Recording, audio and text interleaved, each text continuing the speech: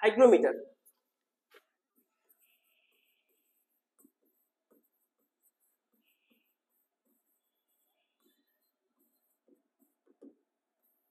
Hygrometer শব্দটা আসছে কিভাবে? হাইড্রো, এটা শব্দটা আসছে হাইড্রো থেকে। হাইড্রো মানে আমরা সচরাচর বুঝি পানি। মানে তুমি যে যন্ত্রের মাধ্যমে, আমার মিটার মানে কোনো জিনিস পরিমাপ করা, তুমি যে যন্ত্রের মাধ্যমে পানি বা অ্যাকচুয়ালি জলীয় বাষ্প মাপতে পারবা সেটা হচ্ছে অ্যাকচুয়ালি হাইগ্রোমিটার। মানে সহজ ভাষায় বললে তুমি যে যন্ত্রের মাধ্যমে কোনো অঞ্চলের আপেক্ষিক আর্দ্রতা মাপতে পারবা সেটা হচ্ছে হাইগ্রোমিটার। এবং এই হাইগ্রোমিটারটা আবিষ্কার করছে বিজ্ঞানী হেরেডিট। উনি যখন এই সর্বপ্রথম এই হাইগ্রোমিটার আবিষ্কার করছে, উনি তখন একটা চুলের মাধ্যমে এই যন্ত্রটার ইফিসিয়েন্সি টেস্ট করছে, মানে আপেক্ষিক আর্দ্রতা বের করছে। 4 ধরনের হাইগ্রোমিটার থাকে, তোমাদের বই দেখতে পাবা। তার মধ্যে আমাদের সিলেবাসে হচ্ছে এই জিনিসটা থাকে, শুষ্ক ভিজা বাল্ব হাইগ্রোমিটার, শুষ্ক এবং সিক্ত বাল্ব হাইগ্রোমিটার।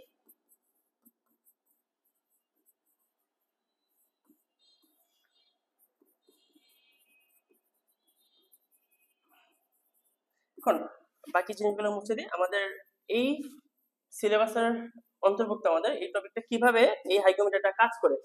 তোমরা ছবিতে খেয়াল করলে দেখবা, আমরা ডান পাশের চিত্রটা খেয়াল করি, এখানে যদিও দুইটা থার্মোমিটারের টেম্পারেচার লেভেলটা একই, কিন্তু অ্যাকচুয়ালি একটা থার্মোমিটারের টেম্পারেচার লেভেলটা একটু কম থাকে, আর একটা থার্মোমিটার টেম্পারেচারটা তোমার রুম টেম্পারেচারটা দেখায়। এখানে খেয়াল করলে দেখো যে কেন শুষ্ক বলেছে, একটা থার্মোমিটারটা আমার যেটা রুমের টেম্পারেচার, কক্ষ তাপমাত্রায় অরিজিনাল টেম্পারেচারটা হচ্ছে সেটা আমাকে শো করবে, আসল তাপমাত্রাটা শো করবে। আর সিক্ত হচ্ছে এই থার্মোমিটারটা, নিচে একটা পানির পাত্র দেখতেছো, এখানে তুলার দিয়ে এই থার্মোমিটারটাকে পেঁচানো থাকে। তার মানে এই পানিতে ভেজানো তুলাটার কারণে এই থার্মোমিটার টেম্পারেচারটা একটু কমে যায়। তো এখানে যদিও দুইটা লেভেল সেম দেখাচ্ছে, কিন্তু এটা অ্যাকচুয়ালি একটু কম থাকে। ধরো এখানে একটা ডিফারেন্স তৈরি হয়। এই যে শুষ্ক বলবে এক ধরনের টেম্পারেচার দেখায়, এবং এটা অ্যাকচুয়ালি তোমার রুমের বা অ্যাম্বিয়েন্টের টেম্পারেচার বা এনভায়রনমেন্ট যেটাই বলো না কেন এটা শো করবে। আর সিক্ত বাল্বে টেম্পারেচার একটু কম দেখাবে। এখানে যে ডিফারেন্সটা, এই ডিফারেন্সটাকে বলা হয় হাইগ্রোমেট্রিক ডিফারেন্স। এবং হাইগ্রোমেট্রিক ডিফারেন্স, এবং এই ডিফারেন্সটার উপর ভিত্তি করেই আপেক্ষিক আর্দ্রতা বায়ুতে কি পরিমাণ আছে, কম আছে নাকি বেশি আছে, এবং ধরো আমাদের আবহাওয়ার যে অধিদপ্তর গুলো আছে আমাদের বিভিন্ন সম্ভাবনা দেয়, আশঙ্কা দেয়, যে ঘূর্ণিঝড়ের আশঙ্কা, বৃষ্টিপাতের আশঙ্কা, অ্যাকচুয়ালি এই ডিফারেন্সটার উপর ভিত্তি করে আমাদেরকে বিভিন্ন আশঙ্কাগুলো বা নিউজগুলো আমাদেরকে প্রোভাইড করে। এবং কিভাবে প্রোভাইড করে, বা তার আগে আমি দেখি যে কেন এখানে টেম্পারেচারটা কমে যায়।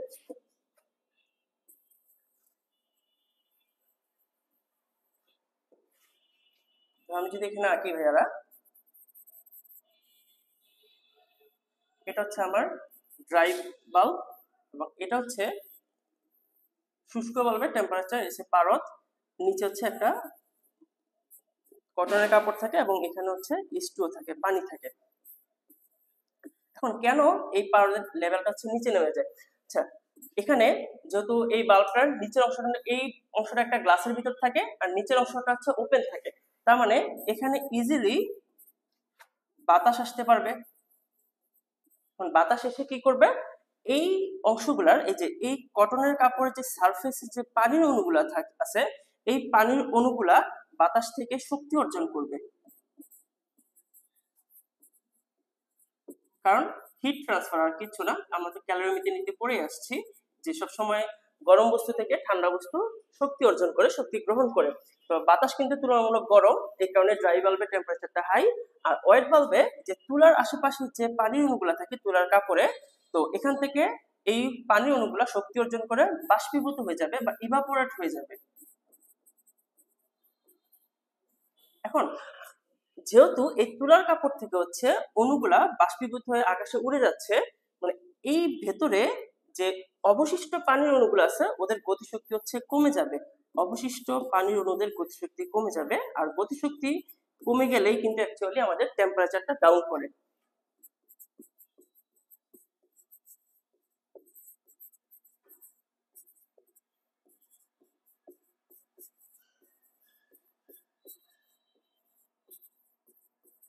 অবশিষ্ট পানি অণুর গতিশক্তি কমে যায়। যেমন এই সেম কাহিনীটাই কিন্তু ঘটে ভাইয়ারা, আমরা যখন বাইরে থেকে আসি পরিশ্রম করে, তখন কিন্তু ফ্যানের নিচে বসলে আমাদের অ্যাকচুয়ালি ঠান্ডা লাগে, কারণ আমাদের শরীরের যে সোয়েট গুলা থাকে, ঘামগুলা থাকে, এগুলা বাতাস থেকে শক্তি অর্জন করে বাষ্পীভূত হয়ে যায়, তখন আমাদের অনেক ঠান্ডা অনুভূত হয়, আমাদের শরীরটা ঠান্ডা হয়ে যায়। ঠিক এখানে এই কাহিনীটাই ঘটে।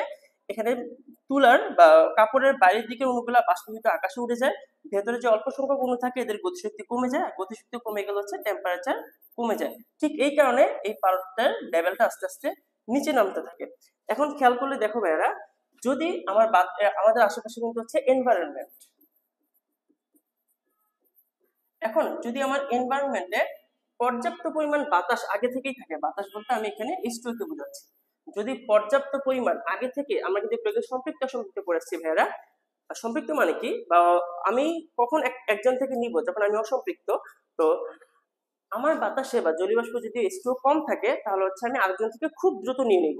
আর H2O যদি আমার এনাফ পরিমাণ থাকে তাহলে হচ্ছে, যেমন ধরো তোমার পেটে যদি ধরো খাবার একদমই না থাকে, আমরা একদম টানা, ধরো তুমি কয়েক বেলা ক্ষুধার্ত, তাহলে হচ্ছে একদম ফাস্ট খাবার খাবা, মানে হচ্ছে ধরো টানা একটা মানুষ 3 থেকে 4 দিন না খেলে যেমনটা হয়।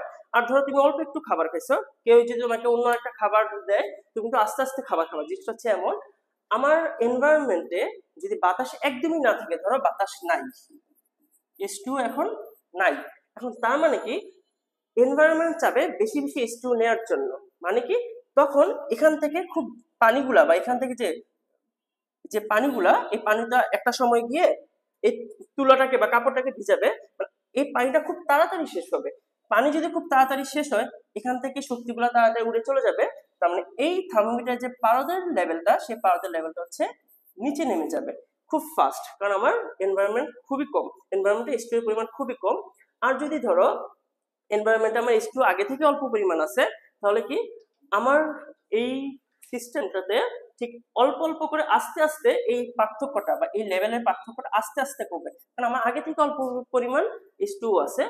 আর যদি কখনো দেখো যে ড্রাই বাল্বের এবং সিক্ত বাল্বের ড্রাই এবং ওয়েট দুইটার পারদের লেভেল সেম, আলটিমেটলি আমি বলতে পারি তখন হচ্ছে ডিফারেন্স জিরো, তখন বোঝা হয় যে আপেক্ষিক আর্দ্রতা, মানে আমার রুম যতটুকু জলীয় বাষ্প থাকার দরকার ততটুকু জলীয় বাষ্প আছে, আমার রুম সম্পৃক্ত।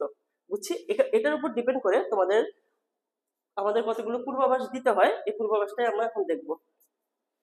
যে যেমন ধরো আমার সচরাচর এই জিনিসগুলো মুখস্থ করি, এগুলো মুখস্থ করার কোনো দরকার নাই। এই যে যেমন ধরো আমি একটু আগে বলে আসলাম, এই যে θ1 দ্বারা বোঝানো হচ্ছে ড্রাই বাল্ব, আর θ2 দ্বারা বোঝানো হচ্ছে ওয়েট বাল্ব। তো এই যে আমি যে তোমাদেরকে একটু আগে যেহেতু বললাম, যদি θ1 এবং θ2 এর পার্থক্য বেশি থাকে তাহলে বুঝতে পারবা আবহাওয়া শুষ্ক, মানে হচ্ছে আমার এনভায়রনমেন্টের এখনো অনেক পরিমাণ জলীয় বাষ্প নেওয়া উচিত, সে আরো চাইলে নিতে পারবে।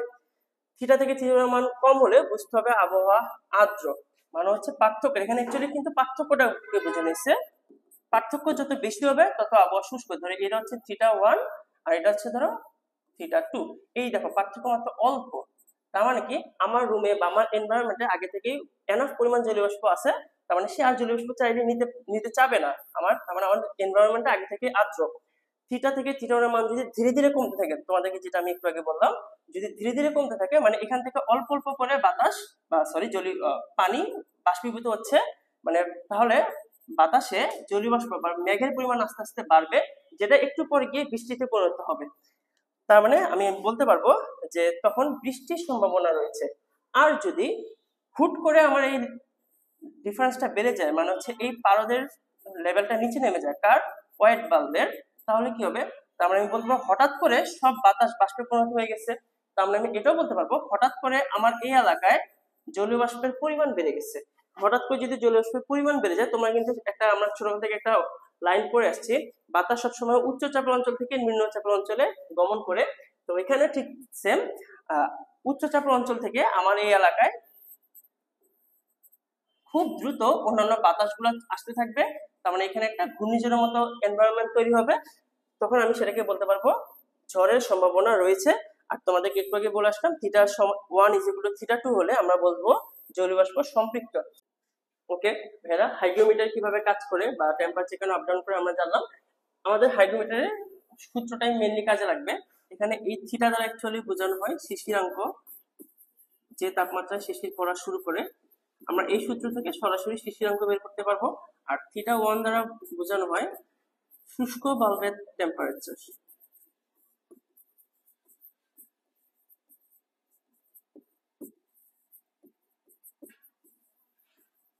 আর θ2 দ্বারা বোঝানো হয় আর্দ্র বা সিক্ত বাল্বের টেম্পারেচার তাপমাত্রা। আর শুষ্ক বাল্বের তাপমাত্রাটাই কিন্তু অ্যাকচুয়ালি আমার রুমের বা কক্ষ তাপমাত্রা আমরা যেটাকে বলি, আমার রুমে যে তাপমাত্রাটা শো করবে সেটা অ্যাকচুয়ালি অরিজিনাল টেম্পারেচারটা, বা এটাকে প্রশ্নে বায়ুর তাপমাত্রাও লেখা থাকে। তার মানে বায়ুর তাপমাত্রা, কক্ষ তাপমাত্রা, এনভায়রনমেন্টের তাপমাত্রা সবকিছু বলতে শুষ্ক তাপমাত্রা বাল্বের তাপমাত্রাকে বোঝানো হয়। আর থিটা হচ্ছে আর্দ্র টেম্পারেচার। আর জি জি হচ্ছে গ্লেশিয়ার ধ্রুবক।